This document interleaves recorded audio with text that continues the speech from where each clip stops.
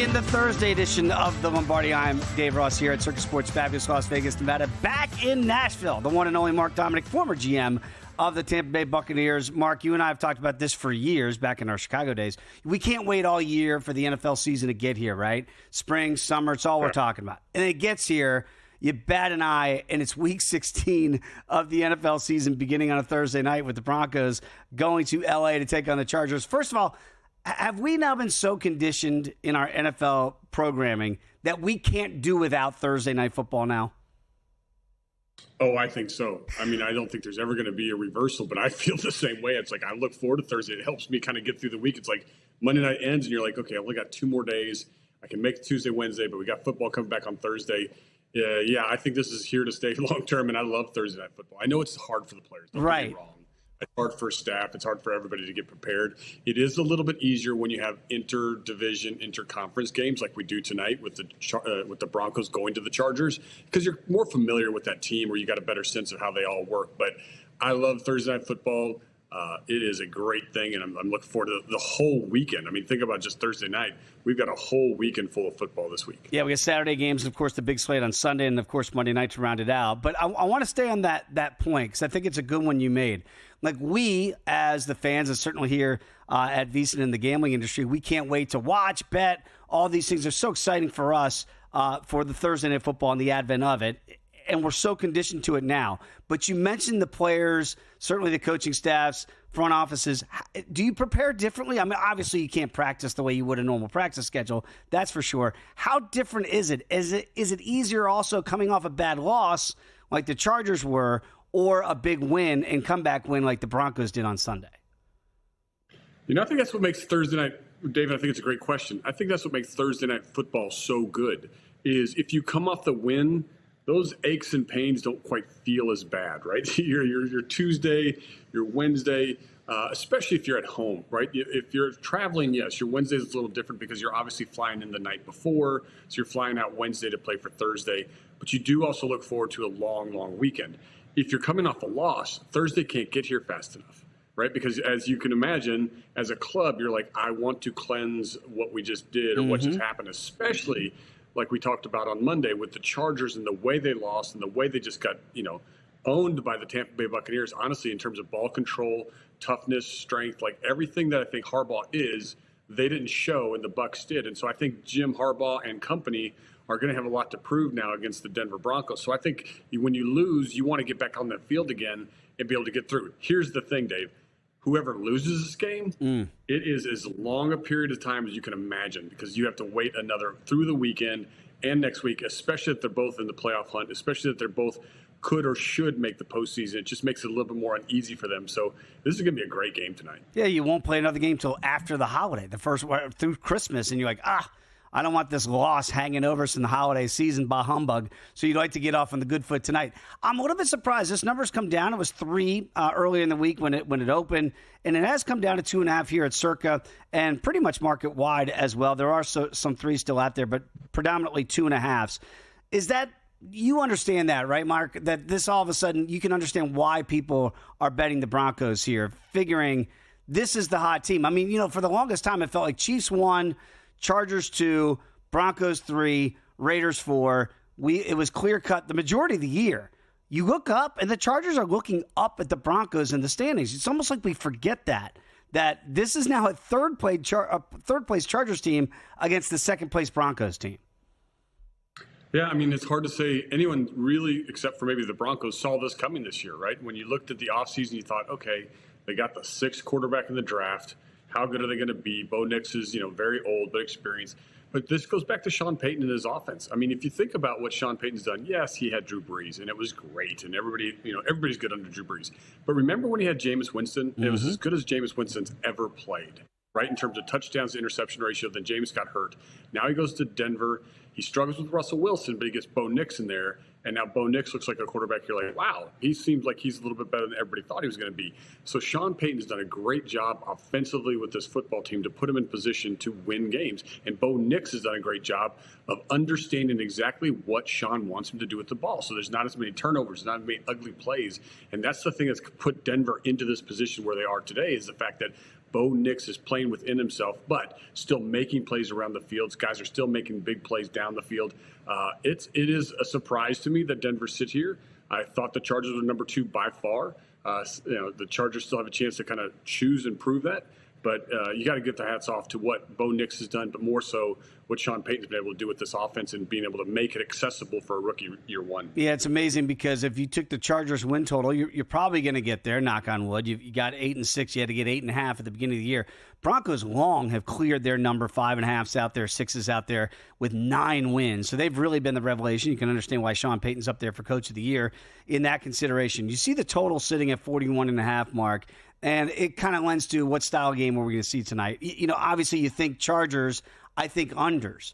But I think Denver doesn't mind playing that way as well, right? That if you want to make it a defensive battle, cool. We're good with that too because our quarterback is still a rookie, and yours, Justin Herbert, is the guy that's supposed to be ascending as to one of the better ones in the game that we currently have. Would you almost, if you lessen possessions, who does that favor? Because I think we think it favors the Chargers, but no disrespect to Bo Nix, but it might favor Denver to not let him make a mistake. And he did make some early last week, overcame those in that victory last week against Indianapolis. But do you think a lower scoring game could actually favor Denver here? Well, I think it needs to favor Denver. I think that's the way Denver wants to play this game, and I think the Chargers want to be more upbeat. Again, I think the Chargers' time of possession last week was around 20 minutes versus the Buccaneers' 40. That is not Charger football. That is not Harbaugh football. And so I think you'll see a lot of difference there. Everything points to this game being a lower scoring game. Yet I have a feeling there's going to be some more fireworks in this game. I just think that the Thursday night's going to bring out a little bit more juice, a little more energy. I think we're going to see some big plays down the field. I think we're going to see some of those chunk plays that we always like to talk about, those 20-yard plus plays. And so I think this is going to be a little bit more surprising, even though it lends itself, to your point. It feels like a game that's going to be 21-14 or 21-10, kind of one of those, let's just fight a way through it. But yet I think this one has a little bit more juice to it. And I think both teams understand they've got to get in a rhythm because the postseason's coming, and you got to be able to prove what you can do across the board. And I think both teams have something to prove here. The Broncos want to prove, hey, we know we're not going to be the number 1 seed in our division, but we're going to be really a good conference team. We're going to have a really good conference record. And the Chargers are going, what we just did last week is not us. That is not our ball. And so I think both teams are going to be pushing to make plays, and I think it's going to be a little bit higher scoring than I think people anticipate. By the way, the Broncos can clinch a playoff spot with a victory. Chargers can get a spot as well with a win. They need some help. An Indy loss versus Tennessee and a Miami loss versus San Francisco. So there are scenarios here. Obviously, easy one for Denver. Win, you're in. The Chargers get in there with a little bit of help. Very quickly, coming up, second hour of today's show, Mark. I know we had Mike Palm on with you on Monday or last week as well. Mike's got Palms pressing 3 for you. Are you mentally prepared for that as a GM? Because Mike leaves no stone unturned. So I hope you're ready for the Palms pressing 3 in hour 2. Yeah, as long as he takes the question, makes them really long, so I don't have a lot of time to answer them. They're the best questions I could ever get. But no, I love Mike's palm pressing. I love them. They're great. And by the way, as an old media guy myself, that was a trick, right? We ask you these long questions, and you guys go, "Wait, what was the question?" We forget what you asked. It was so long. So we're going to get to that now, number 2, and obviously we're going to talk about Circa Survivor with Mike as well, with who's left here in the contest. We're getting down to the nitty gritty. Of course, hour 2, we've got news and noise. We will be talking a lot about this Broncos and Chargers game here to kick off Week 16 in the NFL season. And very quickly, when you look at the quarterbacks, and obviously we've been looking at Bo Nix, and we can understand why he's up there, obviously with Jaden Daniels for Rookie of the Year. Justin Herbert, where are you on Herbert? Because I still feel like, Mark, in the evaluation, I know Harbs loves him, right? He's always hitting him on the shoulder pads, pumping him up before games. Is this almost like a Harbs' way of saying, you are elite, I need you mentally to know how good you are? Like, there seems to be some, I don't want to say a disconnect, but the talent, you can see it. He's got the size, he's got the frame, he's got the mobility, certainly when he's healthy. Is there anything missing with Herbert that's keeping him from being truly one of the best in our game? Yeah, I think there is. And I think it happened in the draft, and I've talked about it in the draft. I said it weeks before the draft, through the draft, and after the draft. They should have, and Alt's been a great player, a very good player for him. They should have drafted Brock Bowers. That's what's missing with Justin Herbert. It's the people around him. It's not Justin. Justin's a very good quarterback. He's very smart. He knows what to do. It's just that they don't have the consistency around him, the tight end, the wide receivers. I mean, Quentin Johnston's been hot and cold, as we could all see, right? He's been the spot where you're like, okay, it looks like he's really going to move into being the number one, and then he drops 3 balls or drops 2 balls in a game, and you're like, no, he's not. He's not ready. Josh Palmer's kind of been this enigma for their offense, right? A guy that I thought was going to step up to the number 2 role. He's kind of been battling in that number 3 role, and there's games where he catches 1 or 2 balls and nothing at all. So Ladd McConkey's come in, and he's been a nice fit for their offense, but it's the Chargers' fault, I think, personnel-wise, that's really holding Justin back. Once you get some more players in there, I think that's going to make a big difference. And you can say, well, Patrick Mahomes does it. It is Travis Kelce. Like, we're walking around like as if Travis, like Xavier Worthy was a first-round draft choice. I mean, they're trying to put players around him. I don't feel like the Chargers have done a good job of that, and I get it. Like, you have to have your quarterback available, so I understand investing in the offensive line. But I said during the draft, pre-draft, I said, Brock Bowers is a unique bird. That is a unicorn type of player, and when you have a chance to grab a unicorn, you get one. And they didn't, and look what the Raiders, as bad as the Raiders are, they have to point at that every week going, look how great he is. They got a piece in Brock Bowers with the Raiders. Fascinating that 2 ways to do it. Chargers did it one way. Chiefs have certainly done it another. By the way, you got to check out VSiN.com to start off your day every single day. Hoops Peterson's got you covered with college hoops. Josh Applebaum's got his splits for tonight's game as well. Steve Mackinnon, some of the best info in the business there when it comes to the NFL. Dave Tooley, his takes on college football, not just the playoff, but also the other games. Tyler Shoemaker's got you covered on women's college basketball. Zachary Cohen with his NBA best bets. So sign up for the holiday special. Full access through May 1st for just $79. Much more just kickstarting week 16 here on the Lombardi Line. Time. There's nothing more valuable. It's what drives everyone to make the most of every moment. We celebrate living large in the now. In a city where time disappears, we create experiences that electrify the soul and memories that will last forever. We go big. We go all night. And here, everyone is invited. So get loose and get loud. This is Circa. You'll have the time of your life.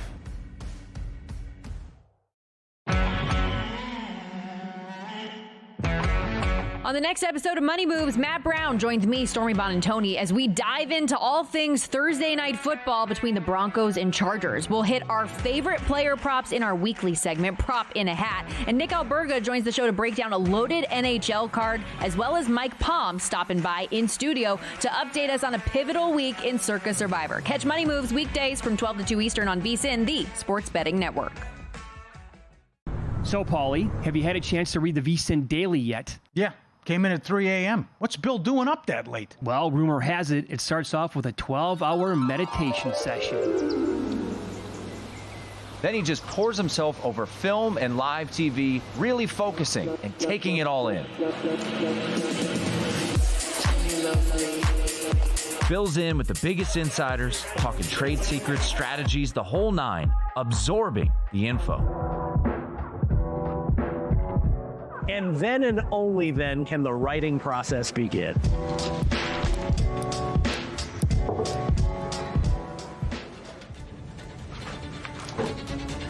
In Las Vegas, Bill's late night becomes your early morning. Wake up to the very latest betting insights in your inbox with the VSiN Daily.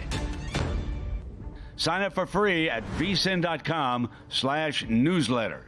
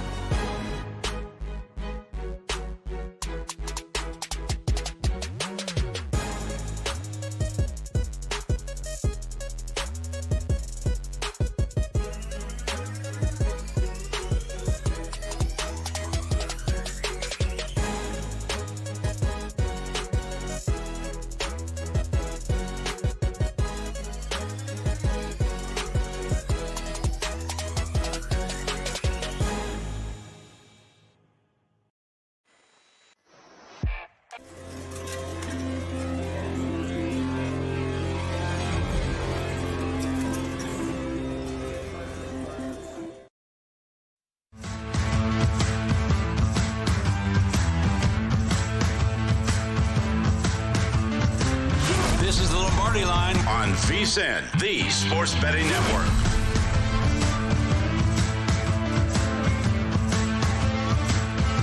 It is the Thursday edition of the Lombardi Line. Dave Ross and Mark Dominic here. And, you know, Mark, I think I get a bad rap because everybody's like, oh, you Cowboys, blah, blah, blah. Like, I don't just, because I have you on the show, I don't just in the break say, hey, Mark, are the Cowboys set at running back with Rico Dowdle? Like, I would never do that, right, Mark? They don't, America's not talking about that today, are they? Well, one person in America is talking about that in the break. I remember who it was, 2 minutes ago. Yeah, who was that guy? I love it. I mean, this is what we get to do. We get to talk football all day, so it's awesome. I love it, too, and I'm glad that maybe we're on the same page. Cowboys, you don't need to draft a running back. You heard it from Mark first. I think we're good at the running back position, Jerry. By the way, there are some line moves out there. One of them does involve that Cowboy and Buccaneer game. It's a slight move up here in the total. It's gone up from 48 to 48.5. Very quickly, before we get into the meat and potatoes of some of the, I know, more marquee games out there. Cowboys, by the way, still are technically alive, although they're not listed on the, in the hunt graphic that we're always so popular out there in America. Buccaneers controlling their own destiny here. Put up 40 last week against the Chargers. We talked a little bit about it on Monday with Todd Bowles. I think he's doing a great job down there in Tampa. How has he been able, as a defensive guy, to say, Baker Mayfield, you now are the leader of our team? And it does feel like he really is that leader. It's hard to replace Tom Brady, but I think they've done a pretty good job, if it's not for Tom Brady, to have Baker kind of get in there and, quote-unquote, plant his flag in Tampa. How has that happened? Yeah, I mean, you have to give a lot of credit to Baker Mayfield and his moxie and what he's about. I mean, you think about they lost their offensive coordinator. He's the head coach now, obviously, at the Carolina Panthers, and yet you still see the same consistency. You got to give a lot of credit to Jason Light, the general manager there. I mean, getting Bucky Irvin in the fourth round was a huge pick for this football team. It took a little pressure off Rachaad White. He's able to be explosive in the run game, can still catch the ball. And I mean, just gave a lot of weapons, a lot of opportunity. And then we got Mike Evans, who is back to being healthy, which still has a chance to get that 1,000-yard season, which would be amazing. And this was without Chris Godwin. So all these things together, I look at it and say, this is because of Baker Mayfield's confidence he's put into that locker room, into that building. He's a guy that's always been the underdog now, found a way to win, and they're doing it. But they're not just finding ways to win; they're winning, impressively like they did last week against the Chargers. This game, when they walk into it, it feels like one of those games where I don't think you have to be dynamic. I think you just have to make sure you don't beat yourself if you're the Tampa Bay Buccaneers because where Dallas is in terms of injuries. But I think Dallas's defense is coming back around. I think they're going to be stronger in this game and better, as we've seen with Micah Parsons on the field. I don't think it's going to be the explosive game we saw against the Chargers, but I do think that Tampa Bay has certainly been very consistent. And Todd Bowles, in a situation where he's at the head coach now, knows how to manage. He's been in the big fire. He's been through the big games. He's been, in New York as a head coach. This is a little bit easier to manage. It's not like everything's falling apart. This is just how do we keep it together. A big difference, and Todd Bowles doing a great job of making sure that everybody knows what they're supposed to be doing and doing a good job of it. I just want to say shout out to our VSiN crew for putting Dallas in the hunt. We are by the way, I played DB. 6-8 Cowboys, the 12th spot in the NFC, so they're still alive. So you got to put them on the graphic till they're mathematically eliminated. Mark, if I made you have a call to Jerry Jones and discussed what they should do with Big Mike in the offseason. You know where I stand on this. How do you evaluate that? Because you mentioned the injuries that Dallas has had. You know what everybody's going to say. They got to fire. You got to fire Big Mike. Mike McCarthy's got to go. Well, Bill Belichick's now walking through that door. He's down there in Carolina with Michael Lombardi. What do you make of the Cowboys coaching situation? How would you evaluate the job he's done this year? Yeah, I look at it this way. Change for the sake of change is a mistake. And that's sometimes we get so much into that in the National Football League. That's why we see 6 to 8 to 9 head coaches every year seem to rotate through just because people want change. Nick Sirianni, everyone wanted to get him fired week 2, week 3, what it was. Now he hasn't lost, right? So it was be careful that you just don't fall into the trap of change. And I think Stephen Jones, Jerry Jones, they understand that the grass isn't always greener, and the consistency model of what they're trying to do is important. And so they know that Zimmer, their defensive coordinator, is not going to go anywhere if they keep Big Mike. They know that offensively the same system is going to be in place. I think they looked at this year going, boy, just things didn't play the way we thought they would. Injuries hit at the wrong time. This team isn't a terrible team. I mean, Micah Parsons was gone. Now Trayvon Diggs is gone. Our quarterback's gone. And then there's pieces there that you're sitting to go, okay, I like what that guy did, and I like what this young guy does. Overshown was really playing well, and he got hurt again. So this is a team, I think, that got decimated at the wrong times, at the wrong spots of injuries. I don't put that on Coach Mike. And I sit there and say to myself, who do I want running the Cowboys when I know that Dak Prescott is going to be the quarterback in 2025?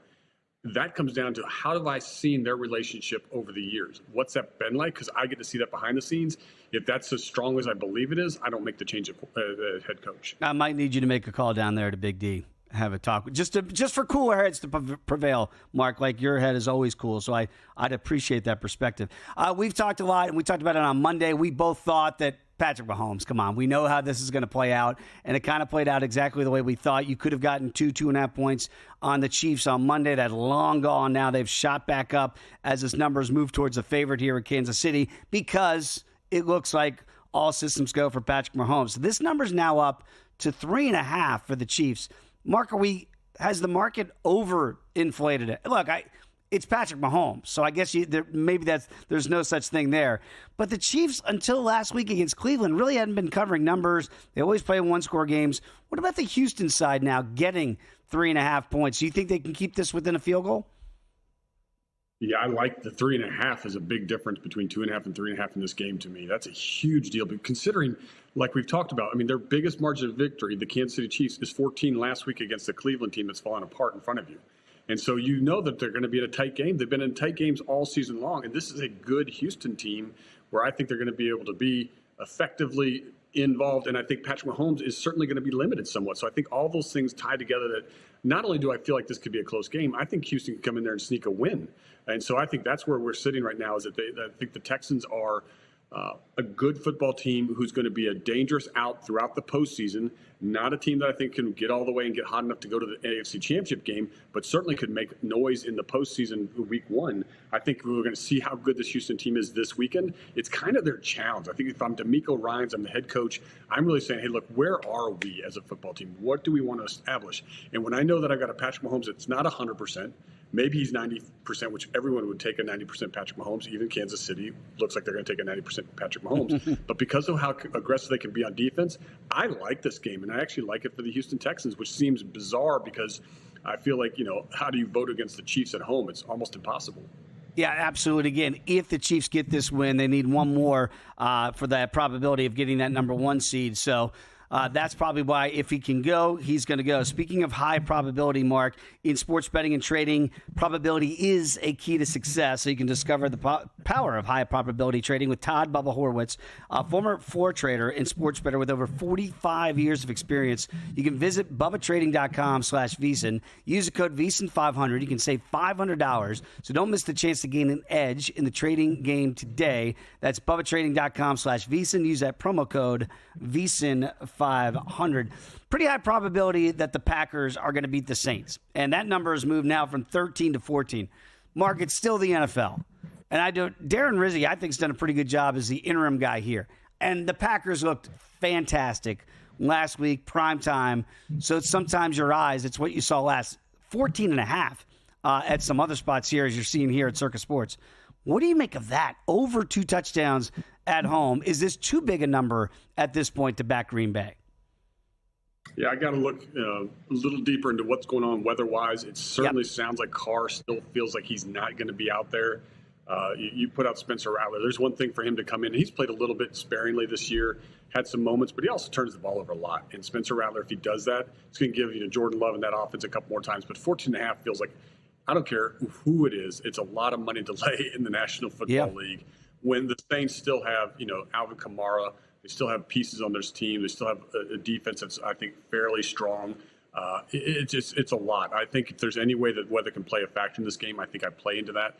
And certainly I'm watching the Carr thing. It's almost one of those games where you get uncomfortable being involved in because it feels so like, obviously Green Bay is going to rout these guys. It's 31-7. I can see it coming. And it would be hard not to sit there and go, I wouldn't be surprised. But 14.5 is a huge number to lay, especially when you do have Darren Rizzi, who I agree with you, I think has found some emotional spark plug here. And I think he has a really good chance of keeping the head coaching job in New Orleans for a year or two. So I think that's going to be all part of the puzzle, because when you look at how competitive they've been, they're staying in the hunt right now. The Saints were trying to stay in the hunt all the way through, even without their quarterback being on and off the football field all season. Mark, as a GM, and if you've got Jay Kaner and you've got Rattler, as you mentioned, have you seen enough from either one of those guys to say, maybe these guys aren't QB1s, but do I have a Cooper Rush? Do I have a backup in there that I feel comfortable keeping on the roster? Yeah, Hayner's super smart, super intelligent, understands everything, but has a false confidence. That's the way I see it when I watch his tape. And so it all feels good, but when you get out there in the field, it doesn't look the same. I think Spencer Rattler's showing you that, hey, there's potential here to be that number 2. I would feel good there, but this team more than likely is going to be hunting pretty hard for a quarterback that can stay healthy in 2025. Yep, and Derek Carr, if he can't stay healthy either, what do they say? The best ability is availability, and right now he's not available for that Saints team. When we come back, let's talk about another quarterback change and how it's affected the number. It's in New York. Both quarterback changes between the Giants and Falcons. That's next on the Lombardi Line.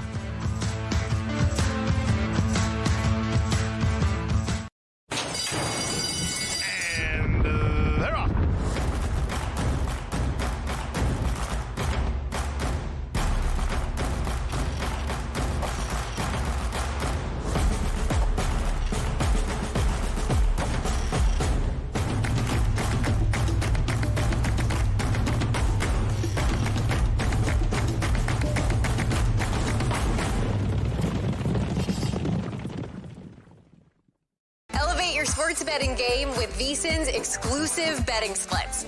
Stay ahead with real-time market trends and track bet percentages on any matchup. Then uncover the edge by comparing them to the amount of bets placed to find out where the sharp money is headed.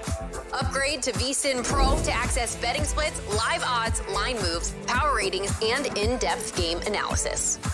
Go to vsin.com/pro to join VSiN, the sports betting network.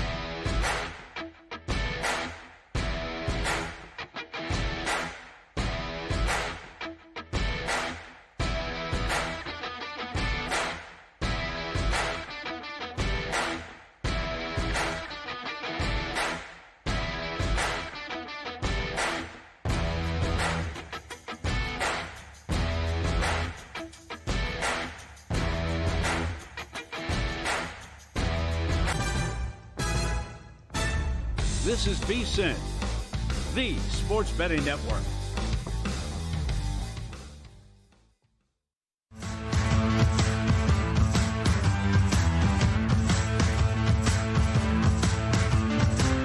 This is the Lombardi Line on VSiN, the sports betting network.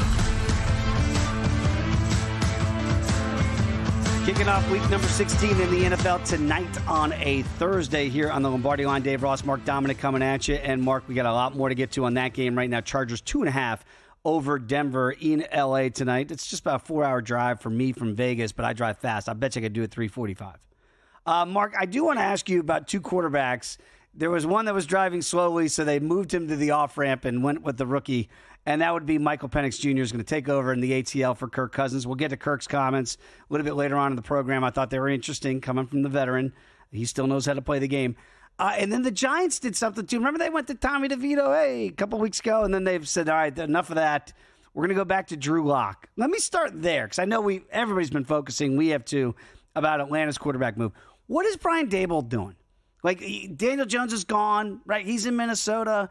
Is Daboll searching for something here? And is he going, like we talked about with the Chargers, maybe I just don't have anything else. Like, I've kicked the tires on DeVito again. Didn't work. I got to go back to Drew Lock, who's had moments in his career, but nothing to write home about. It's going to be Lock again against the Falcons here in the ATL. What are we looking at if we're Brian Daboll to evaluate these guys? Yeah, I mean, this is a tough time, right? I mean, DeVito, every time they get a shot, it seems like he gets a concussion. Like he can't stay on the field. Even when you want to watch him, he's always banged up. And that's a part of the process, right? That's part of the entire evaluation you have to have when you're looking at these quarterbacks. And I think in the truth of the matter is I think this may save Daboll through the season or through the offseason, keep his job, because it's been such a difficult position to navigate. I have been very critical, though, of the Giants. I mean, we watched some of the stuff we saw in the offseason. The Saquon Barkley part that we all get to see live was tough. The part that really threw me off, though, Dave, was when they were sitting there preparing for the draft. They were talking about who was going to be there. And I don't know if you saw that clip that they did with, like, you know, they brought the owner in, and it was Joe Shine, and he was Joe Shane. He was looking through who, and all they sat there and said is, you know, Harrison's going to go here, which means we get neighbors. And there's 6 quarterbacks that went to the top 15. And none of those quarterbacks were in the discussion about who they're going to get for their football team. They were so blinded, I thought, by Daniel Jones. That was really shocking to me when I watched it, because I'm like, how could not one of these quarterbacks be better than what you have in Daniel Jones? So there's an evaluation thing that if I'm the owner, I'm a little concerned about. But because of where they are, because of what's happened to this season, you know, losing Saquon Barkley was massive. Daniel Jones just can't prove that he's been the guy within that system. This is a team that's fragmented across the board, and now that the quarterbacks can't stay on the field, it's Drew Lock's turn. And, you know, I got to credit, as much as I disagree with the move today about Michael Penix, I got to give the Falcons credit to say, if you're going to throw a rookie in the game and the playoffs are still in line, why not play the Giants? Let's get to that, because the Falcons, this number has moved towards the Giants here. It's gone from 10 down to 8.5. Look, I think everybody's excited to see Michael Penix play. We all saw him in the college football playoff a year ago for Washington, and it looked good. And we know about his injury history with the legs and the knees and the whole bit. We all hope that stuff's behind him. What do you expect to see out of Penix? Is this going to be – because I think the knock coming out, Mark, and you tell me your evaluation of him, was that maybe from the lower half he's a little bit stiff, right? Like – you want him to use those legs, because in this league you better be somewhat mobile, at least shifty in the pocket. But he's got a cannon for a left arm. Like, do we expect him to be a pocket guy or a combination guy? Kind of like Drew, you know, a little bit like we're seeing with Bo Nix, who's got mobility but still keeps those eyes downfield to try to make a bigger play down the field. Yeah, I think you're going to see more of the Bo Nix in him. This is not a guy that I think is going to be dynamic in terms of running the game or running the ball. But, you know, the Falcons told us a lot in the preseason, and I think that was they barely played Michael Penix. And for whatever reason, they threw him out there. He had success, and it's like they shut him down. I'm like, wow, that's really surprising considering you've got Kirk Cousins and you're just going to, like, he's not going to get any more practice. Tells me in practice, the Falcons were like, this is really good. Like, there's no way that they don't play him unless they're, like, watching every day going, what's the point? We've seen what we need to see. He processes over the game. This is a really hard one, because I feel like the Falcons know how good Michael is, but I think that's so much pressure to put on him in this situation. I just thought that they'd wait until they were actually out of the postseason hunt until they made the move. But I felt like they always should play Michael Penix this year. They can walk away from the Kirk Cousins deal. Look, we walked away from a Carson Wentz deal. Like, we've seen clubs walk away from big contracts. They'll be able to handle that because they have a rookie quarterback under contract. He's an exceptional passer. This is going to be a tough matchup.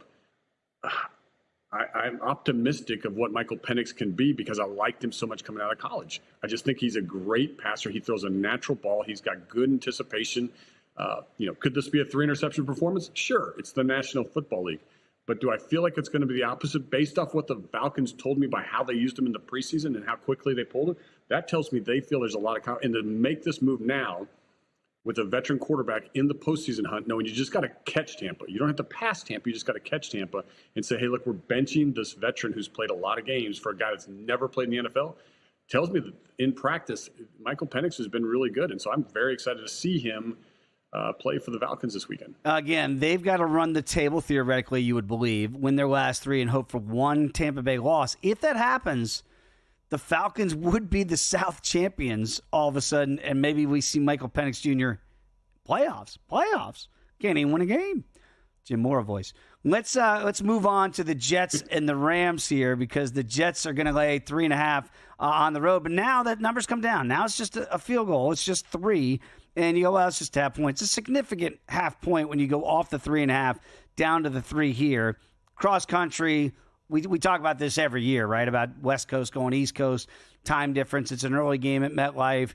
Rodgers is feeling good after getting a win last week down there in Duval. So what do you make of this? Are the Rams, and they are now the favorites, by the way, to win the NFC West with Seattle's loss last week. Is that still a thing, Mark? Is it still like West Coast, East Coast time difference? Does that still, body clocks a little bit off? Like, how do you prepare your team, or is it kind of overblown in the media spaces maybe?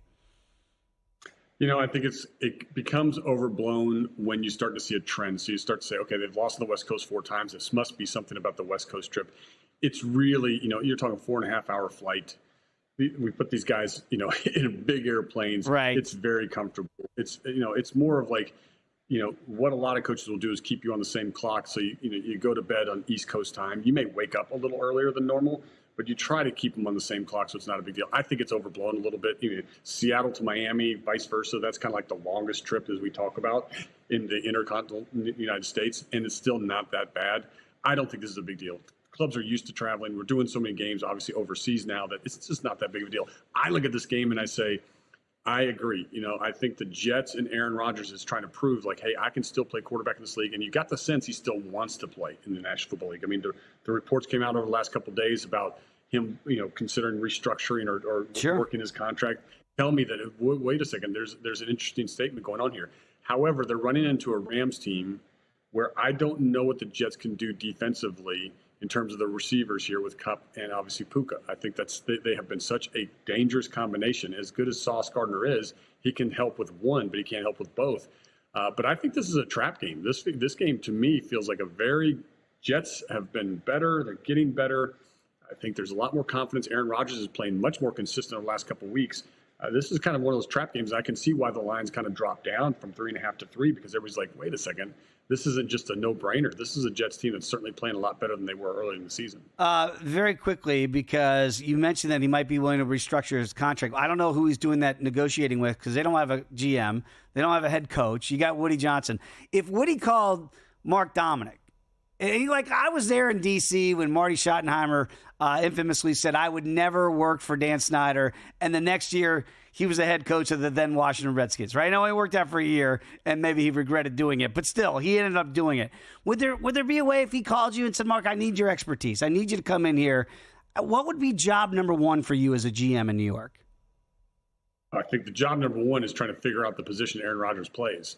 And I would want to dig deep into the organization about how does everybody perceive Aaron Rodgers? What's he's been like as a leader, right? It's where's the equipment staff handled? How's he with video? How's he with trainers? How's he with the coaching staff? Like, what's Aaron Rodgers been like? What's the tentacles through the building of what that feels like? But this team has to address that position. And I know they've tried to, right? I mean, Wilson and Darnold, et cetera.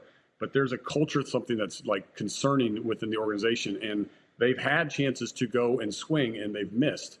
Why is that? So, I mean, it goes back to the quarterback thing, and I think that's what you've got to kind of dig your heels into, is why are we keep missing on this quarterback thing, and who is Aaron Rodgers in this building, and what's the relationship between Aaron Rodgers and Woody Johnson? Because it doesn't sound great, right? From the outside, there's the reports that Woody wanted to bench him week 3 or week 4 or whatever that is.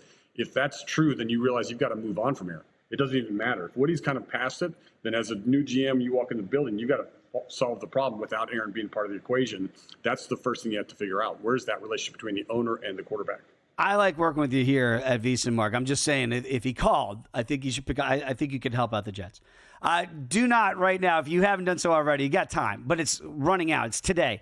We got the Jansanity contest here at VSiN. So again, you can win up to $5,000. The best part, it's absolutely free, but you got to get those picks in and enter today because college football playoff getting ready to kick off. Grand prize again, $5,000. Head over to VSiN.com/Jansanity for contest rules and register. But today is the last day. Can't stress it enough. When we come back, much more to get to, including news about Aaron Rodgers. That's next on the Lombardi Line. Got a good thing coming, just wait and see. It's a good.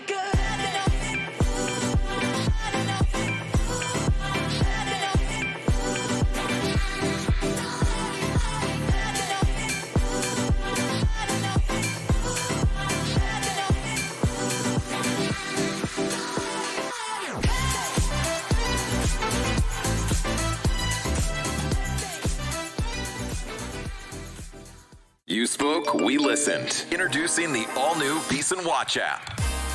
Now, you can watch and listen to VSiN Expert Analysis live wherever you are. Missed a show? No problem. Catch replays of VSiN's full lineup at any time. View highlights sorted by sport. Or use the search feature to find specific teams and topics you're looking for. And the best part? It's free for a limited time. Download the VSiN Watch app today.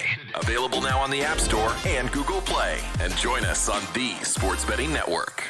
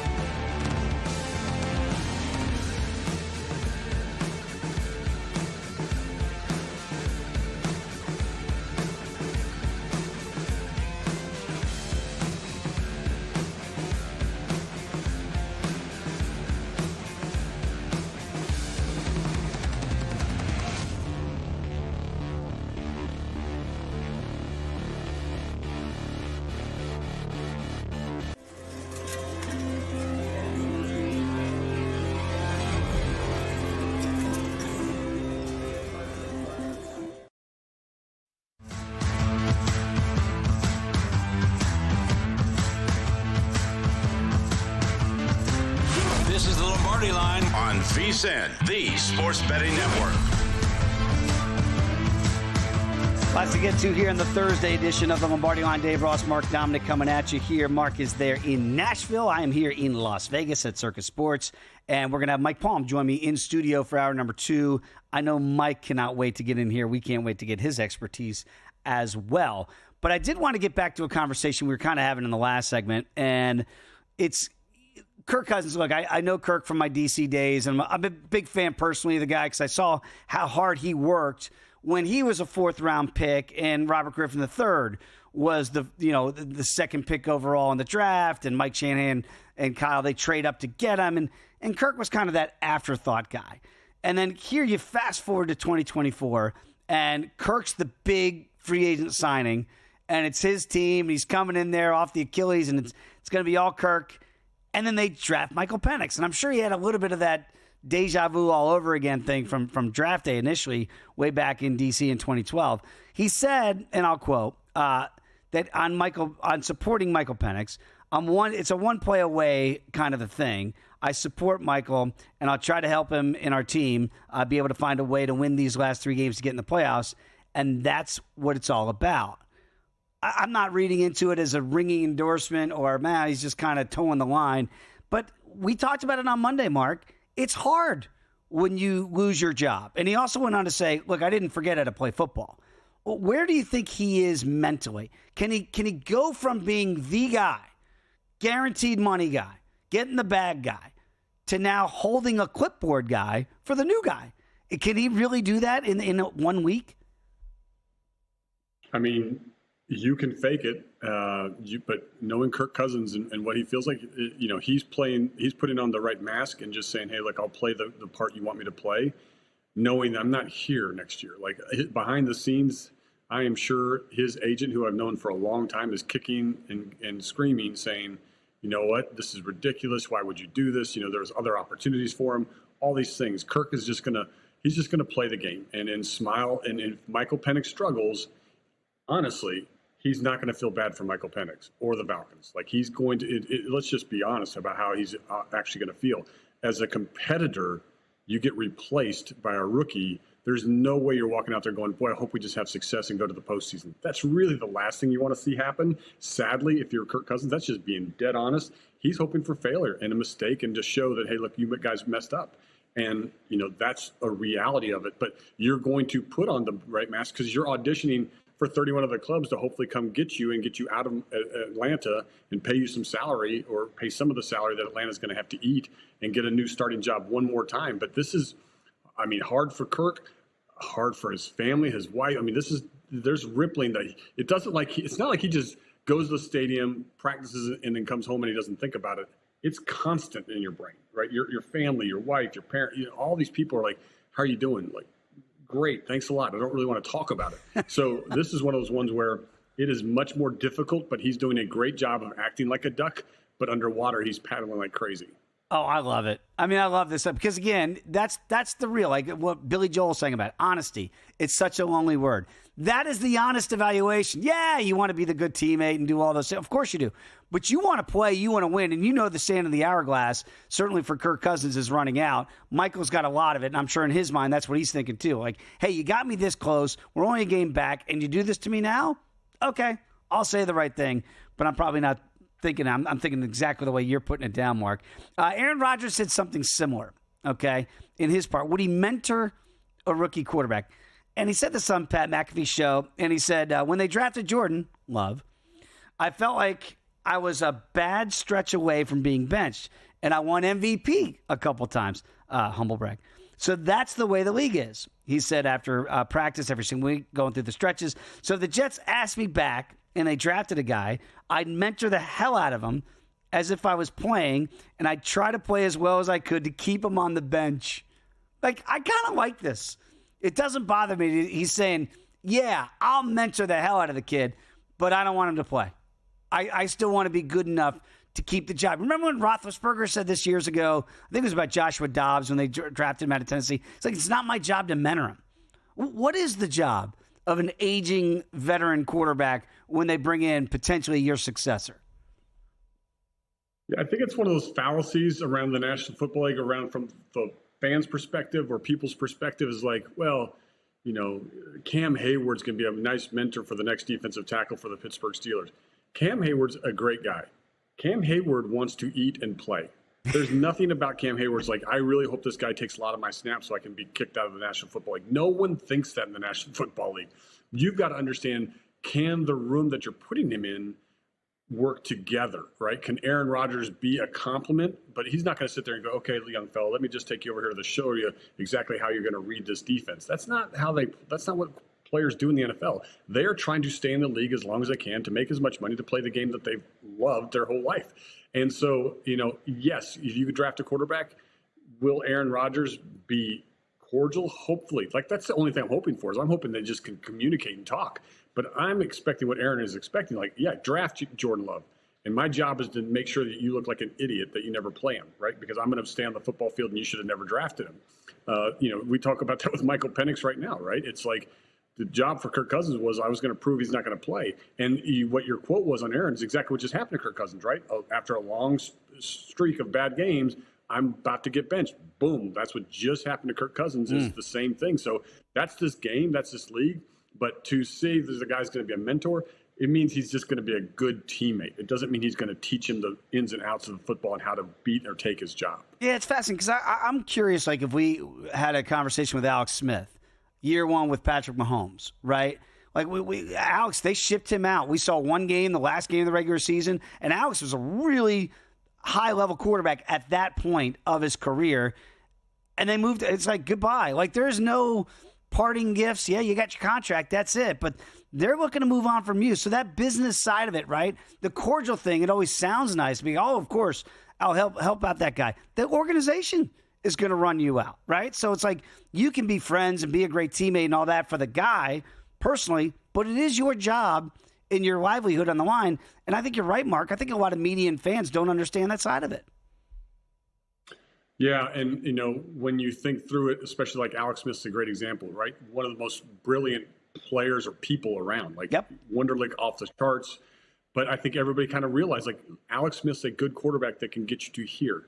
We got to get a quarterback that gets us to here. And so therefore, that's where I think the Falcons got to, is like, well, Kirk Cousins is kind of the guy that Washington wasn't sure they wanted to pay. Minnesota's been a little frustrated with. Now we get him here, and we're like, oh, he's good. He can get us to here, but we want to get to here. And so that's their hope, is that Michael Penix can be that guy that can take them to a different level. We'll get to see that. But that's what happens in this league, is you get to understanding, like, Ryan Tannehill's good enough to do this, but he's not good enough to do that. And that's what you're looking for, is those guys that can make a difference, that can take you to the championship game, but not just once. You're trying to find that guy that can get you there multiple times. That's why it's going to be interesting to see, how this Buffalo team plays out. I know we're kind of jumping all over the place, but to see what Josh Allen can do, to see if he can finally get them over the hump. I'm sure everyone in Buffalo is waiting for that, but it feels like it's that kind of year. It's fascinating because, again, those examples we gave there, that you're seeing it play out right now in Atlanta and potentially play out with the Jets if Aaron is being true to his word. Yeah, sure, I'll mentor the hell out of the kid. He's not going to play. You want to elevate your game when it comes to the barbecue? We got you covered. Sewell's.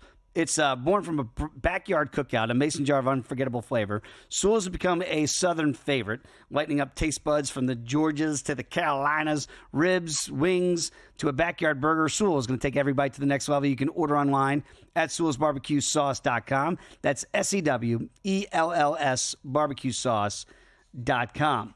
One other note, it's a small one, but Clyde Edwards-Helaire has been signed to the Saints practice squad. Mark, when you see a move like this for a team that we believe, Darren Rizzi fighting for a job as a head coach, there's still some fight in the guys. Why are moves like this made this late in the year for what looks like a non-playoff team? Yeah, I think this is Mickey Loomis, obviously the general manager, Jeff Ireland, who's kind of the X-factor general manager also within the organization, former GM, if you remember, of the Miami Dolphins. Mm-hmm. I think this is their way to kind of look at a guy and put him in a position around the team instead of like, hey, I want to sign this guy as a futures and next year we'll see what he looks like. I think you're looking at a guy that's got experience in the NFL and you're like, how does he look around our football team? What does that look like with Clyde Edwards-Helaire? Can we use him in this offense? How quick twitch is he? So you're getting a chance to get a real-time evaluation. So I love this move. Does it mean that anything's wrong with Alvin Kamara? No, it's just that's how you take advantage of the situation you're in. Instead of waiting until the offseason to sign him and be like, I think he's going to be good enough. Put him in the fire for 3 weeks, and then you decide if you want to keep him at the end of the year. I think that's the right move. I think any clubs that are kind of being more aggressive that way is the right move, even though they're on the outside looking in. I think you're taking your roster and saying, how do we maximize it for 2025 as well? And I think that's what the Saints are doing. Yeah, it feels like minimal risk for a guy that was once a first-round pick for the Chiefs, and maybe some upside there, not for this year, but potentially for next year as well. Mark, great stuff as always. We're going to come back in hour number 2. We're going to break down our game of the week. It's a really good one in Charm City, and Mike Palm will be in studio, so don't go anywhere, America. Come on back. It's the Lombardi Line here on VSiN.